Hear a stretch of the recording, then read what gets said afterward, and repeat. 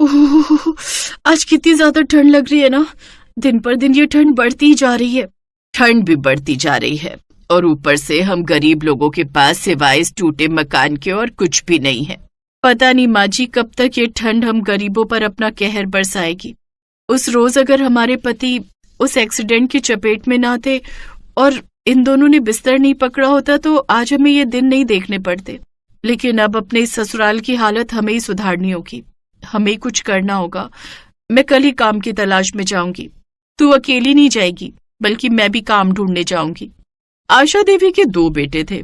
बड़े बेटे नीरज की शादी को 4 साल और छोटे बेटे मोहन की शादी को अभी 6 महीने हुए थे। नीरज का एक 7 साल का बेटा था। नीरज और मोहन दोनों भाई एक फैक्ट्री में काम करते थे, लेकिन एक रोज फैक्ट्री में काम करते वक्त दोनों भाई एक मशीन के नीचे आ गए, जिससे उनकी रीढ़ की हड्डी में गहरी चोट आ गई और अब कुछ महीनों के लिए उन्होंने बिस्तर पकड़ लिया, जिस कारण अब घर में आर्थिक तंगी होने लगी। अगले दिन कड़कड़ाती ठंड में दोनों देवरानी जेठानी अलग अलग जगह काम की तलाश में बाहर जाती हैं, लेकिन ज्यादा ठंड होने के कारण वो बुरी तरह कांप रही थी। कितनी ठंड है, इतनी धुंध है, बाहर की ठीक से दिखाई भी नहीं दे रहा था।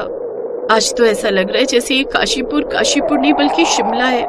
मेघा लोगों के घरों में जाकर काम मांगने जाती है, साथ ही ढाबे और दुकानों पर भी काम मांगती है, लेकिन उसे कहीं भी काम नहीं मिलता। शाम को वो उदास होकर घर की ओर लौट रही होती है कि तभी मेघा की नजर एक मूंगफली वाले के ठेले पर जाती है, जिसके पास ढेर सारे मूंगफली के छिलके रखे हुए थे, जिन्हें देख मेघा के दिमाग में एक आइडिया आता है। मेघा उस मूंगफली वाले के पास गई। सुनिए भैया, आपके यहाँ ये जो ढेर सारे मूंगफली के छिलके रखे हुए, क्या मैं इन्हें ले जाऊँ? मूंगफली के छिलके? हाँ ले जाओ, मेरे लिए तो अच्छा ही है, कम से कम गंदगी तो कम होगी, नहीं तो मुझे जुर्माना भी भरना पड़ सकता है। अरे मैं तो कहता हूँ तुम रोज ये सारे के सारे छिलके ले जाया करो। जी शुक्रिया। तभी निधि भी वहाँ आ जाती है। लेकिन मेघा, तुम इन छिलकों का करोगी क्या? अरे जेठानी जी, आप घर चलिए, फिर बताती हूँ कि मैं इनका क्या करूँगी।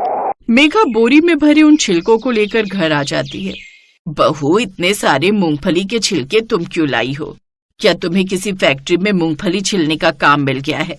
माँ जी, काम तो नहीं मिला, लेकिन इन मूंगफली के छिलकों के कारण हमारे घर का चूल्हा जरूर जलेगा और हम में से कोई भी भूखे पेट भी नहीं सोएगा, साथ ही ठंड से भी बचेंगे। क्या मतलब? अच्छा बड़ी बहू, तू बता, क्या तुम्हें कहीं काम मिला? हाँ, मुझे एक जगह काम तो मिला है। मालिक का कहना है कि मुझे उनके खेत में गन्ने की कटाई करनी है, साथ ही उन्होंने कहा कि मैं जितने चाहे गन्ने ले जा सकती हूँ। अरे वाह, ये तो अच्छी बात है।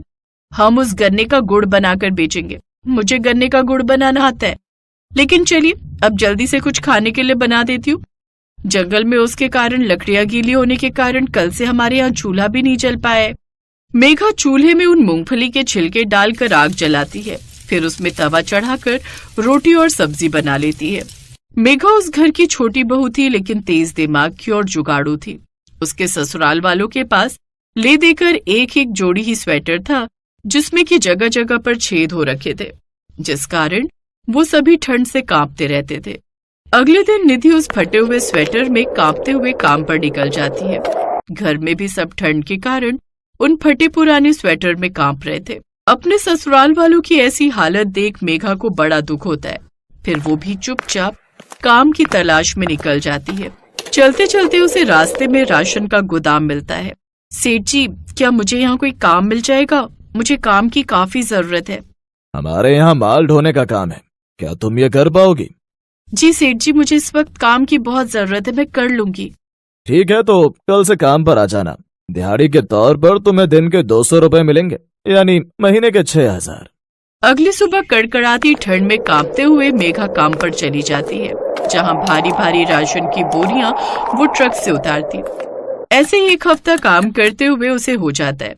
फिर एक रोज जब मेघा उस गोदाम से काम करके बाहर आती है, तो उसकी नजर उस गोदाम के बाहर रखे खराब बोरे पर जाती है और एक आदमी उसी बोरे को ओढ़कर सो रहा होता है, जिसे देख मेघा सोचती है, अरे ये आइडिया मेरे दिमाग में पहले क्यों नहीं आया? जूट का ये बोरा तो गर्म होता है और इसमें ठंड भी कम लगेगी। अब वो बाहर रखे सभी बेकार बोरे उठाकर अपने साथ ले आती है। हे भगवान, कितनी ज्यादा ठंड है। हो। बहू, तुम घर में ये कबाड़ा क्यों ले आई हो? माँ जी, ये कचरा नहीं बल्कि बोरी है, और अब आप देखना मैं इनसे क्या करती हूँ। अब मेघा ने अपनी जेठानी की मदद से उस बोरी के अंदर वो कतरन भरी और अच्छे से उसकी सिलाई कर दी और बोरी के कपड़े सिलकर अपनी सास के पास गई। उसकी सास बुरी तरह से कांप रही थी। लीजिए माँ जी, ये बोरी के कपड़े आपके लिए, इसे पहन लीजिए, इससे आपको ठंड नहीं लगेगी। और जेठानी जी, ये बोरी का टोपा, स्वेटर और ये बोरी के कपड़े आपके लिए, आप खेत में काम करेंगी तो इससे आपको ज्यादा ठंड नहीं लगेगी।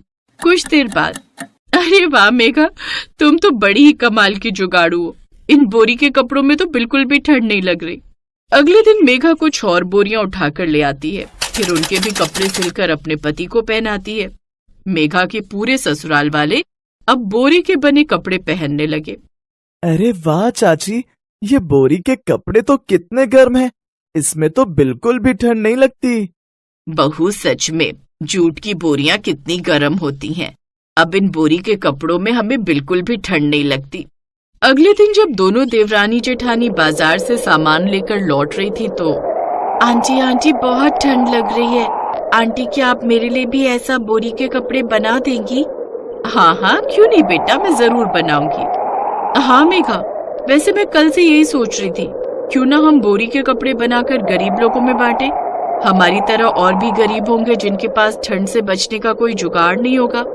निधि की बात से मेघा सहमत हो जाती है, जिसके बाद मेघा और निधि दोनों मिलकर बोरी के कपड़े बनाकर गरीबों को दे देती।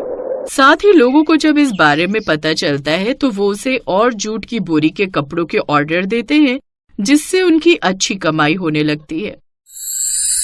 बहुत पुराने समय की बात है। राजस्थान के उदयपुर में एक छोटा सा गांव हुआ करता था। उस गांव में पानी की बड़ी किल्लत थी। उस गांव में माया अपने पति रवि के साथ रहती थी। रवि मेहनत मजदूरी करके अपना घर चलाता था। एक रोज रवि उदास मन लेकर घर लौटा तो देखा कि माया अपने 2 महीने के बच्चे के साथ खेल रही थी। अरे, आ गए आप? हाँ माया, आ गया हूँ। अले मेला बच्चा मम्मा के साथ खेल रहा है। रवि ने माया की गोद से बच्चे को उठा लिया और उसके साथ खेलने लगा। लेकिन माया को समझ आ गया था कि रवि का मन कुछ उदास है। क्या हुआ रवि, आपका चेहरा क्यों उतरा हुआ है? माया, हम गरीबों की जिंदगी में साल में सिर्फ 1 या 2 बार ही खुशियाँ आती हैं। बाकी पूरी जिंदगी तो हम लोग दुखी ही रहते हैं। अरे ऐसा क्यों बोलते हैं आप? हर किसी का समय हमेशा एक जैसा नहीं रहता। माया, जहाँ मैं काम करता था वो काम भी बंद हो गया। अब फिर से काम ढूंढना पड़ेगा। मैंने सोचा था जब तक मेरा बच्चा थोड़ा बड़ा होगा फिर मैं उसे अच्छे स्कूल में पढ़ाऊंगा लिखाऊंगा और उसे बड़ा आदमी बनाऊंगा। आप अभी से इतना परेशान मत होइए। अभी हमारा बच्चा बहुत छोटा है, तब तक कुछ न कुछ जरूर हो जाएगा। तभी दरवाजे पर किसी ने दस्तक दी। अरे शालिनी, तू अचानक? आओ अंदर आओ। विनोद जी, आप भी अंदर आइए, शर्मा क्यों रहे? अरे मैं क्यों शर्माऊंगा साली साहिबा। माया की बहन शालिनी और उसका पति विनोद घर के अंदर आ गए। वो लोग रवि से बातचीत करने लगे। तब तक माया सबके लिए चाय नाश्ता बनाकर ले आई। शालिनी का पति अमीर था, वो माया और रवि की तरह गरीब नहीं थे। माया, मैं तेरे बच्चे के लिए ढेर सारे कपड़े, चॉकलेट्स और बहुत सारे गिफ्ट लेकर आई हूँ। अरे शालिनी, इसकी क्या जरूरत थी? मैं तेरे लिए नहीं लाई हूँ, इस बच्चे के लिए लाई हूँ। वैसे शालिनी, अचानक कैसे आना हुआ? मुझे लगता है शालिनी को बताते हुए शर्म आ रही है। मैं ही बता देता हूँ। अब कहानी कुछ समय पहले फ्लैशबैक में चली गई, जहाँ पर शालिनी अपने आलीशान घर में बैठकर अपने पति विनोद से बात कर रही थी। विनोद, मैं माया से 3 साल बड़ी हूँ। हमारी शादी के 3 साल हो चुके हैं, लेकिन हमारी एक भी औलाद नहीं हुई। उसकी 1 साल में ही हो गई। अब कर भी क्या सकते हैं शालिनी?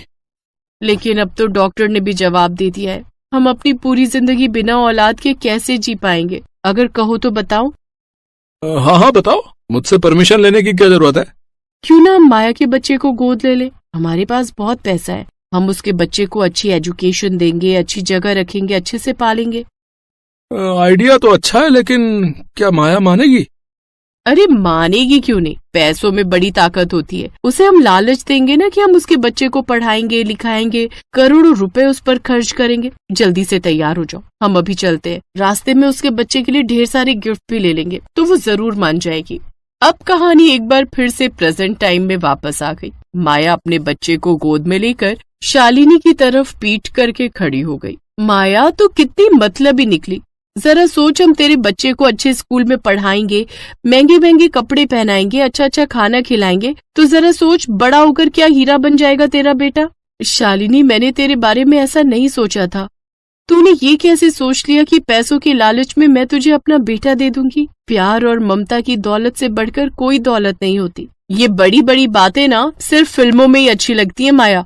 अगर तूने हमें अपना बच्चा गोद नहीं दिया तो हम आज के बाद तेरी कोई मदद नहीं करेंगे। तो हर बार मुझसे पैसों की मदद मांगती थी ना, अब मैं तेरी कोई मदद नहीं करूंगी। इससे पहले कि माया कुछ बोल पाती, उसका पति रवि बोला। देखिए, मुझे तो पता ही नहीं था कि माया आप लोगों से पैसे की मदद मांगती थी। हम अपने बच्चे को नहीं दे सकते। हमसे जितना हो पाएगा उतना हम अपने बच्चे के लिए करेंगे। हमें किसी की मदद की जरूरत नहीं। शालिनी, चलो यहाँ से। इन गरीब लोगों को बड़ी बड़ी बातें करने के अलावा कुछ नहीं आता। इतने में शालिनी ने गुस्से में माया की गोद से उसका बच्चा छीना और वहाँ से भागने लगी। पीछे पीछे विनोद भी भागने लगा। उसने जल्दी से अपनी कार स्टार्ट की और बच्चे को लेकर वहाँ से भाग गए। माया और रवि बहुत परेशान हो गए। रवि हमारा बच्चा लेकर भाग गए वो लोग। रवि, हमारे बच्चे को बचाओ, उसे जल्दी से लेकर आओ मेरे पास, वरना मैं मर जाऊंगी। वो तुम्हारी बहन है, कोई किडनैपर नहीं है। मैं शाम को जाऊंगा, अपने बच्चों को लेकर आऊंगा। माया अपने बच्चे की याद में रोने लगी। वो एक पल के लिए भी अपने बच्चे को अपनी पलकों के सामने से नहीं हटाती थी। खैर, शाम को रवि विनोद के घर के बाहर पहुंचा। उसका घर बहुत आलीशान था। बाहर सिक्योरिटी गार्ड लगे हुए थे। जैसे ही रवि घर के अंदर जाने लगा, सिक्योरिटी गार्ड ने उसे रोक लिया। ओए भिखारी, कहाँ घुसा जा रहा है? अरे, ये आप कैसी बातें कर रहे हैं? ये मेरे बहनोई का घर है, मुझे जाने दीजिए। हाँ, पता है। उन दोनों ने ही मना किया था कि तुम्हें अंदर न आने दें। उन्होंने ये भी कहा था कि अगर जिद करे तो उसकी टांगे तोड़ देना। रवि की आवाज सुनकर उसका बच्चा घर के अंदर जोर जोर से रोने लगा। वो शायद अपने पिता की आवाज पहचान गया था। रवि ने भी उसकी आवाज सुन ली। मेरा बच्चा रो रहा है, मुझे अंदर जाने दो। मैं आ रहा हूँ मेरे बेटे, फिक्र मत कर, तेरा बाप आ गया है। जब रवि ज्यादा जिद करने लगा तब सिक्योरिटी गार्ड वालों ने उसे बहुत मारा। रवि को बहुत चोट आ गई और वो घर लौट आया। माया उसे देखकर गुस्से से लाल हो गई। ऐसी बहन होने से तो अच्छा 1 करोड़ दुश्मन पाल लो। देखो क्या हालत कर दी आपकी उन लोगों ने। कोई बहन ऐसा करती है क्या? आप यहीं आराम करो, मैं अभी जाती हूँ, अपने बच्चे को लेकर आती हूँ, देखती हूँ मुझे कौन हाथ लगाता है। माया पैदल ही दौड़ते दौड़ते शालिनी के बंगले के बाहर पहुंच गई। गार्ड उसे पहचान गया। इससे पहले कि गार्ड उसे रोकता, माया बोली, अगर एक औरत को तुमने हाथ लगाने की भी कोशिश की तो जिंदगी भर जेल में सड़ते रहोगे। ऐसी धाराएं लगा दूंगी। मुझे छूने की कोशिश मत करना। मैं अपनी बहन के घर जा रही हूँ, किसी दूसरे के घर नहीं।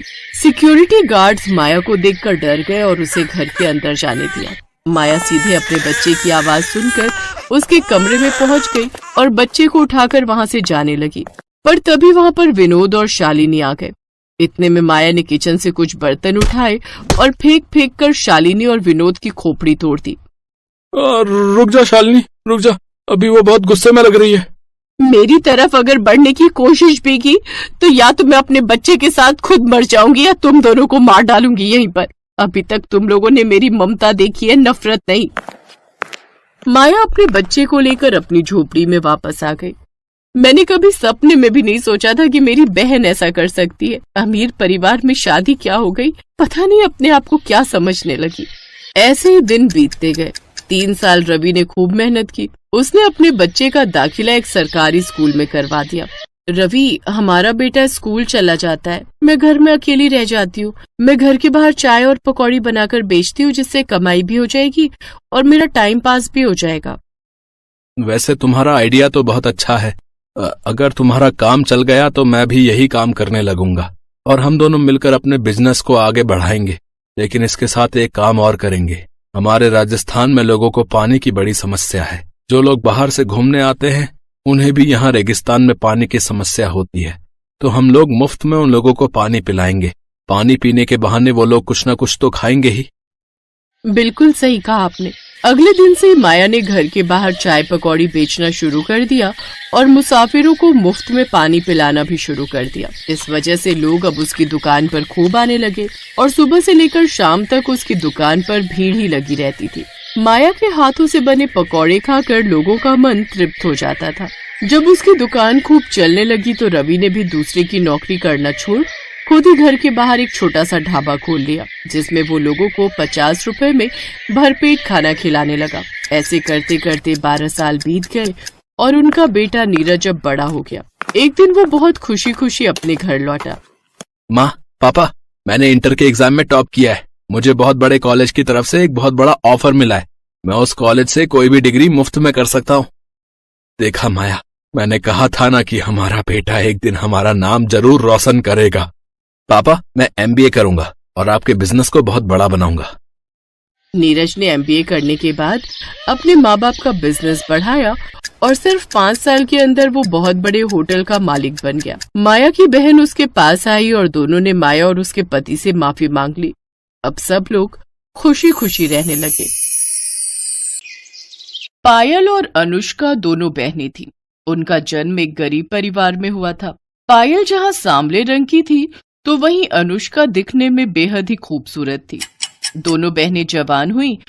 अनुष्का तेज तर्रार, मॉडर्न और सुंदर लड़की थी, इसलिए अमीर घर के लड़के ने उसे पसंद कर लिया। तो वहीं पायल की शादी एक गरीब परिवार में हो गई। पायल ढेरों अरमान मन में संजोए अपने ससुराल आई, लेकिन ईंट गारे से बना ढांचा ही अब उसका घर था। ये देख उसकी आंखें भर आईं, लेकिन इसी को अपनी किस्मत मानकर उसने चुपचाप स्वीकार कर लिया। उधर अनुष्का अपने बड़े अमीर ससुराल में आकर बहुत खुश थी। एक रोज जब पायल बाजार में सब्जी लेने पैदल जा रही थी तो अचानक गाड़ी में जाती हुई उसकी बहन अनुष्का की नजर उस पर गई। वो गाड़ी से उतर कर बोली, अरे दीदी, आप कहाँ जा रही हो? सब्जी लेने आई थी अनुष्का। खैर, ये बता तू कैसी है और यहाँ कैसे? मैं भी ठीक हूँ। वो जो राधा कृष्ण मंदिर के सामने वाली कोठी है ना, वो विनय ने खरीद ली है। अब हम यहीं शिफ्ट हो गए और अभी मैं विनय के साथ मूवी जा रही थी तो आप पर नजर गई, तो सोचा आपसे मिल लूं। वो क्या है ना, हम अमीर लोगों के पास ये सब सब्जी वब्जी लेने का टाइम ही नहीं होता ना। ये काम तो मेरे घर के नौकर करते हैं। मैं तो बहुत मजे में हूँ। अच्छा, मैं चलती हूँ, मुझे लेट हो रहा है। वैसे आप कहाँ रहती हैं? त्रिलोकपुरी गांव, वहीं बस्ती में मेरा घर है। अच्छा खैर, मैं किसी दिन फुर्सत में आपसे मिलने आऊंगी, फिर ढेर सारी बातें करेंगे। Okay, bye. ये कहकर अनुष्का अपने रास्ते निकल गई। ऐसे ही समय बीत गया। एक रोज पायल अपने पति उमेश से बोली, सुनिए जी, अपने घर में ना प्लास्टर करवा लो, दीवार की दरारों से मच्छर घुस आते हैं। बस कुछ दिन और गुजारा कर लो। अब रिक्शा चलाने के साथ साथ पढ़ाई भी कर रहा हूँ। भगवान ने चाहा तो जल्दी अच्छी नौकरी भी मिल जाएगी। ऐसे ही समय बीता। एक रोज अनुष्का पायल के घर आई। शॉर्ट ड्रेस, आंखों में चश्मा, हाई हील और हाथ में ढेर सारे गिफ्ट्स लेकर जब वो अपनी कार से उतरी तो सभी आस पड़ोस के लोग उसे देखते रहे। यहाँ तक कि उसकी खुद की बहन पायल भी उसे पहचान नहीं पाई। अरे अनुष्का, तू? बाप रे, तेरा तो स्टाइल ही बदल गया। अब क्या करे दीदी, अमीरों का तो यही लाइफस्टाइल होता है। अच्छा, अब क्या यहाँ दरवाजे पर ही बातें करोगी? चलो अब मुझे अंदर आने दो, मैं भी तो देखूं तुम्हारे महल को। अनुष्का उसके घर के अंदर आती है तो चारों ओर से उसकी ईंट की चार दीवारी को ही देखती रह जाती है। फिर पायल के हाथों में तरह तरह के मिठाइयों के डिब्बे और ढेर सारे गिफ्ट देती है। फिर कुछ देर बाद पायल पानी लेकर आई। उसकी सांस फूली हुई थी। दीदी, कहाँ चली गई थी पानी लेने? आपकी सांस फूली हुई है। गली के बाहर जो सरकारी नल है ना, वहीं से लाई हूँ। सरकारी नल से? ना बाबा ना, मैं नहीं पीऊंगी, कहीं मेरा पेट खराब हो गया तो। अच्छा, वैसे यहाँ अजीब सी बदबू क्यों आ रही है? वो मैंने सुबह लिपाई की थी ना, तो थोड़ी गोबर और मिट्टी की महक तो आएगी ही। यू गोबर, छी! मेरे घर में तो ग्रेनाइट पत्थर लगा हुआ है, वो भी महंगे वाला। अच्छा, मैं चलती हूँ। अनुष्का, तू पहली बार अपनी बहन के ससुराल आई है, चाय तो पी कर जा। चाय? अब इस गोबर वाले घर में कुछ भी पीने की इच्छा नहीं हो रही। नहीं नहीं, रहने दो दीदी, मैंने चाय पीना छोड़ दिया। अब तो मैं सिर्फ केसर पिस्ते वाले दूध ही पीती हूँ। अच्छा, मैं आपको ना मेरे यहाँ संडे पार्टी भी है, उसका इनविटेशन देने आई थी, आपको आना है। ओके, इसी बहाने आप मेरा ससुराल भी देख लोगी। ये कहकर अनुष्का वहां से चली जाती है। उसके जाने के बाद पायल वो डब्बे खोलती है तो उसमें बहुत सारा खाने का सामान था। अब वो परेशान थी कि जब वो अनुष्का के घर जाएगी तो क्या लेकर जाएगी। शाम को उमेश घर आया तो वो बोला, पायल, अमीरों और गरीबों के लाइफस्टाइल में बहुत फर्क होता है, और वो अमीर हैं और हम गरीब, उनके जैसी हैसियत नहीं है हमारी। ऐसे ही दिन बीत गए। पायल को चिंता सताने लगी कि वो अनुष्का के यहाँ क्या लेकर जाएगी। फिर उसे ख्याल आया कि अनुष्का को उसके हाथ के आटे के लड्डू बेहद पसंद है। वो जल्दी से आटे के लड्डू बना लेती है और फिर अगले दिन उन्हें लेकर अनुष्का के घर पहुंच जाती है, जहां वो देखती है कि अनुष्का अपने शीश महल जैसे घर में आराम से बड़े से सोफे पर बैठी है। उसकी ठाट बाट देखकर पायल हैरान रह गई। पायल ने अनुष्का को पुकारा। अनुष्का ने उसकी ओर देखा तो वो गुस्से से भड़क गई। ओफो दीदी, मैं जानती हूँ कि तुम गरीब हो, लेकिन कम से कम तुम्हें इतना तो पता होना चाहिए कि अमीर लोगों के घर कैसे बनकर जाना चाहिए। अरे कम से कम एक जोड़ी नए कपड़े ही खरीद लेती। तुमसे अच्छी तो हमारी एक काम वाली लग रही है। तभी वहाँ अनुष्का के ससुराल वाले भी आ गए। अनुष्का, मैं तुम्हारे लिए अपने हाथों से आटे के लड्डू बनाकर लेकर आई थी। पहले बात अलग थी दीदी, अब मैं अमीर खानदान में आ गई हूँ। जाओ यहाँ से। अब मेरे यहाँ तभी आना जब तुम्हारा ये गरीबी वाला लाइफस्टाइल बदल जाए। बहू, क्या जरूरत थी गरीब लोगों को पार्टी में बुलाने की। अनुष्का, तुम तो इनके यहाँ कितना कुछ लेकर गई थी और ये बेकार से लड्डू लेकर आई हैं। अपनी बेइज्जती देखकर पायल रोते हुए वहां से चली जाती है। ऐसे ही 3 साल बीत गए। दोनों बहनों की डिलीवरी होने वाली थी। पायल को उमेश जल्दी से पास के सरकारी अस्पताल में ले जाता है, तो वहीं दूसरी तरफ अनुष्का को विनय एक महंगे प्राइवेट अस्पताल में ले जाने लगता है। लेकिन प्राइवेट अस्पताल थोड़ा दूर होता है और वो वहां तक नहीं जा पाते, इसलिए वो भी अपनी पत्नी को सरकारी अस्पताल में ही ले जाता है। कुछ देर बाद डॉक्टर पायल से कहते हैं, मुबारक हो, आपको 2 जुड़वा बेटे हुए हैं। ये सुनकर पायल और उमेश बहुत खुश हुए, लेकिन तभी दूसरे कमरे से किसी के रोने की आवाज आई। पायल ने पर्दा हटाकर देखा तो सामने बिस्तर पर अनुष्का बेहोश थी और विनय और उसकी माँ आपस में बातें कर रहे थे। माँ, जब अनुष्का होश में आएगी और अपने बच्चे के बारे में पूछेगी तो मैं उसे क्या कहूँगा कि तुम्हारा बेटा मरा हुआ पैदा हुआ है और अब वो कभी माँ नहीं बन सकती। नहीं बेटा, अगर ऐसा हुआ तो वो सदमे में भी जा सकती है या हमेशा हमेशा के लिए कहीं कोमा में ना चली जाए, इसीलिए डॉक्टर ने उसे कुछ भी बताने से मना किया है। नहीं माँ, मैं अनुष्का को नहीं खोना चाहता। उनकी बातें सुनकर पायल और उमेश ने एक दूसरे की तरफ देखा, फिर एक फैसला लिया। पायल ने अपना एक बेटा गोद में लिया और विनय से जाकर कहने लगी, विनय, मैं भी अपनी बहन को नहीं खोना चाहती। हमने आप दोनों की सारी बातें सुन ली।